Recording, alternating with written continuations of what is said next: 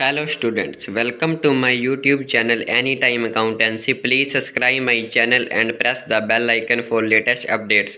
So students, last video में हमने practical question किया था admission of a new partner chapter का, और उस वीडियो के लिंक आपको नीचे डिस्क्रिप्शन में मिल जाएंगे। और इसी के साथ आज की वीडियो में हम बात करेंगे हमारे नए चैप्टर की जिसका नाम है रिटायरमेंट और death of a partner. So chapter 4 retirement और डेथ ऑफ ए पार्टनर। आप जानते हैं कि रिटायरमेंट और डेथ में थोड़ा सा अंतर भी है। रिटायरमेंट मीन्स कोई पार्टनर अपनी इच्छा से फर्म को छोड़कर जाता है, लेकिन डेथ कभी भी हो सकती है। तो सबसे पहले हम इस चैप्टर में रिटायरमेंट के टॉपिक की बात करेंगे और डेथ के टॉपिक की बात बाद में करेंगे। सो स्टूडेंट्स, शुरू करते हैं। A partner has the right to retire from firm after giving due notice in advance. एक पार्टनर के पास राइट होता है, मीन्स अधिकार होता है कि वो फर्म को छोड़कर जा सकता है, लेकिन एक नोटिस को दिए बगैर नहीं जा सकता। जब वो नोटिस पहले से एडवांस में देगा तभी वो फर्म छोड़कर जा सकता है। Old partnership comes to an end after the retirement of a partner. जब किसी पार्टनर का रिटायरमेंट होता है तो जो पुराना एग्रीमेंट है वो उसका एंड हो जाता है, बट द फर्म कंटिन्यूज, लेकिन फर्म कंटिन्यूज चलती रहती है। And a new partnership agreement comes into existence between remaining partner. और जो रिमेनिंग पार्टनर, जो पार्टनर रह गए हैं, उनके बीच एक नया एग्रीमेंट एग्जिस्टेंस में आ जाता है। A retiring partner get the following. एक रिटायरिंग पार्टनर को कौन कौन सी चीज़ों में हिस्सा मिलता है उसकी बात अब हम करेंगे। फर्स्ट पॉइंट है share in goodwill. Goodwill of firm is valued and retiring partner share credit to his capital account. जो फर्म की गुडविल होती है उसमें रिटायरिंग पार्टनर, जो पार्टनर फर्म को छोड़कर जा रहा है, उसका भी शेयर होता है, तो उसे उसका शेयर मिलता है, क्योंकि रिटायरमेंट के टाइम पर फर्म की गुडविल दोबारा से कैलकुलेट होती है। इसके बाद सेकंड पॉइंट है share in reserve. Reserves are undistributed profits of previous year, hence retiring partner share credit to his account. आप जानते हैं कि रिजर्व प्रॉफिट से बनता है, और यह जो रिजर्व होता है वो पिछले सालों के प्रॉफिट से मिलकर बनता है। यानी कि जब रिटायरिंग पार्टनर जो अब जा रहा है, रिटायर हो रहा है, लेकिन जब वो फर्म में था ये प्रॉफिट तब के थे और रिजर्व भी उन्हीं प्रॉफिट से बना था, तो उन प्रॉफिट्स में उसका भी शेयर था, तो मीन्स रिजर्व में भी उसका शेयर है, तो उसे उसका शेयर मिल जाता है। थर्ड पॉइंट है share in revaluation of assets and liabilities. Assets और लाइबिलिटीज़ को रीवैल्यू की जाती है, मीन्स रीवैल्यूड किया जाते हैं रिटायरमेंट पर। Assets and liabilities are revalued on the date of retirement of a partner and his share of profit credited to his account और share of loss debited to his account. जब कोई partner retire होता है उस समय assets और liabilities को re-evaluate किया जाता है, और अगर रीवैल्यूएशन पर प्रॉफिट है तो उस प्रॉफिट में उसका शेयर है और उसका शेयर उसके अकाउंट में क्रेडिट हो जाता है। लेकिन अगर रीवैल्यूएशन में लॉस आया है तो लॉस भी उसके अकाउंट में डेबिट हो जाएगा, क्योंकि लॉस में उसका भी हिस्सा है।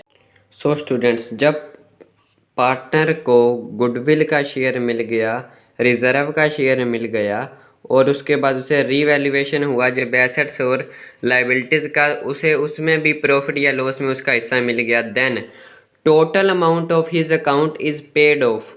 तो जो भी अमाउंट आई है वो पूरी अमाउंट उसे पेड ऑफ हो जाएगी, मीन्स पे कर दी जाएगी, और transfer to his loan account, या फिर उसके लोन अकाउंट में ट्रांसफ़र कर दी जाएगी। सो स्टूडेंट्स, अब हम बात करते हैं प्रॉब्लम्स की। Accounting problems. Following problems are arised on retirement of partner. जब कोई पार्टनर रिटायर होता है तो कुछ प्रॉब्लम्स भी आती हैं, देख लेते हैं कौन कौन सी हैं। सबसे पहली है calculation of new profit sharing ratio and gaining ratio of continue partner. सबसे पहली प्रॉब्लम है कि नया प्रॉफिट शेयरिंग रेशियो जो होता है उसे कैलकुलेट करना पड़ता है और गेनिंग रेशियो को भी कैलकुलेट करना पड़ता है जो पार्टनर्स कंटिन्यू फर्म चला रहे हैं, क्योंकि वो कुछ ना कुछ गेन जरूर करेंगे जब कोई पार्टनर रिटायर होगा। उसके बाद सेकंड प्रॉब्लम आती है गुडविल की। गुडविल का भी ट्रीटमेंट करना पड़ता है। थर्ड है revaluation of assets and liabilities. Revaluation करना पड़ता है एसेट्स और लाइबिलिटीज का। फोर्थ पॉइंट है ट्रीटमेंट ऑफ रिजर्व से एक्यूमुलेटेड प्रॉफिट एंड लॉसेस। अगर हमारे पास कोई रिजर्व है, कोई एक्यूमुलेटेड प्रॉफिट या लॉस है, तो उसका भी ट्रीटमेंट करना पड़ता है। उसके बाद फिफ्थ है पेमेंट टू रिटायरिंग पार्टनर, और उसे जो पार्टनर रिटायर हो रहा है उसे पेमेंट देनी होती है। और सिक्स्थ है adjustment of capital in proportion to profit sharing ratio. और जो पार्टनर्स कंटिन्यू कर रहे हैं उनकी कैपिटल को भी एडजस्ट करना पड़ता है किसमें, जो उनका प्रॉफिट शेयरिंग रेशियो है उसके अकॉर्डिंग। तो सबसे पहली प्रॉब्लम थी हमारी calculation of new profit sharing ratio. अब हम उसी की बात करते हैं। सबसे पहले उसके दो केस हैं। सबसे पहले फर्स्ट केस को हम देखते हैं। If new profit sharing ratio of the remaining partners are not given in question. अगर नया प्रॉफिट शेयरिंग रेशियो जो पार्टनर रिमेनिंग रह गए हैं, जो फर्म को कंटिन्यू चला रहे हैं, अगर उनका रेशियो क्वेश्चन में गिवन नहीं है, it will be assume that remaining partner continue to share profits and losses in old ratio. तो ये मान लिया जाता है कि जो कंटिन्यू पार्टनर है, रिमेनिंग पार्टनर हैं, वो अपना प्रॉफिट शेयरिंग रेशियो सेम ही रख रहे हैं। इसका अगर हम एग्जाम्पल की बात करें तो मान लीजिए ए, बी और सी तीन पार्टनर्स हैं। अगर उनका रेशो 3:2:1 है और बी रिटायर हो रहा है, तो हम ये मानेंगे कि ए और सी का जो रेशो है वो 3:1 है। इसी तरह से अगर सी रिटायर हो रहा है तो हम मानेंगे कि ए और बी का रेशो जो है वो वही है, मीन्स 3:2 है। अगर इसी तरह सी रिटायर हो रहा है, सॉरी सी की बात तो हो गई है, और जब सी रिटायर होगा तब ए और बी का जो रेशो होगा वो सेम ही होगा। अब अगर बात करें ए जो है वो रिटायर हो रहा है तो बी और सी का जो रेशो होगा वो सेम होगा 2:1। तो फर्स्ट केस ये था कि जब नया प्रॉफिट शेयरिंग रेशो हमें गिवन नहीं है तो हम यही मान लेंगे कि जो रिमेनिंग पार्टनर्स हैं वो ओल्ड प्रॉफिट शेयरिंग रेशो में ही फर्म को चला रहे हैं। अब बात करते हैं सेकंड केस की। सेकंड केस की बात करें तो sometimes remaining partners purchase the share of retiring partner in some specified proportion. कई बार क्या होता है कि जो रिमेनिंग पार्टनर हैं वो रिटायरिंग पार्टनर के जो शेयर है उसे परचेज करते हैं किसी स्पेसिफाइड प्रपोर्शन में, और वो प्रपोर्शन हमें क्वेश्चन में गिवन होती है। इसका हम एग्जाम्पल भी करेंगे तो उसे अच्छे से समझ में आ जाएगा। इससे पहले इन केसेस में the fraction of share purchased by them is added to their old share and new ratio is calculated. इन केसेस में क्या होता है कि जिस प्रपोर्शन में वो शेयर को परचेज कर रहे हैं वो उनके ओल्ड शेयर में ऐड हो जाएगा और उसके बाद नया प्रॉफिट शेयरिंग रेशियो कैलकुलेट किया जाएगा। तो एग्जांपल देखते हैं। A, B and C are partner in a firm sharing profits and losses in 5:4:3। 5 और 3 उनका रेशियो है। बी रिटायर हो रहा है and he share was divided equally between A and C, और उसके शेयर को इक्वली डिवाइड किया जा रहा है ए और सी में।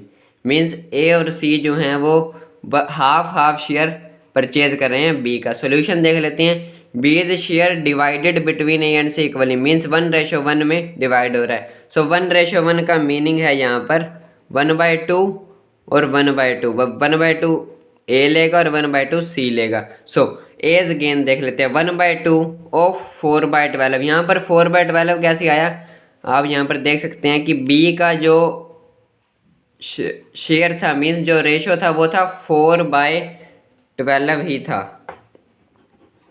देखिए 4/12 था उसका शेयर। सो एज गेन 1/2 और 4/12 आ जाएगा, 2/12 ए गेन कर रहा है। तो ए का न्यू शेयर देखते हैं। ओल्ड शेयर की बात करें ए का तो वो 5/12 था, तो 5/12 प्लस 2/12 7/12 ए का न्यू शेयर। सी का गेन देखें तो 1/2 उसका भी इंटू 4/12 2/12 सी का भी गेन हो जाएगा। तो सी का नया शेयर देख लेते हैं 3/12 प्लस 2/12। ओल्ड उसका था 3/12, तो वो आ जाएगा 3/12 plus 2/12 5/12। So new ratio of A and C 7/12 5/12। यहाँ पर आप देख सकते हैं 7/12 और 5/12। सो 7:5 ए और सी का नया शेयर आ गया। सो स्टूडेंट्स नेक्स्ट वीडियो में हम कुछ नए टॉपिक्स की बात करेंगे। So thank you.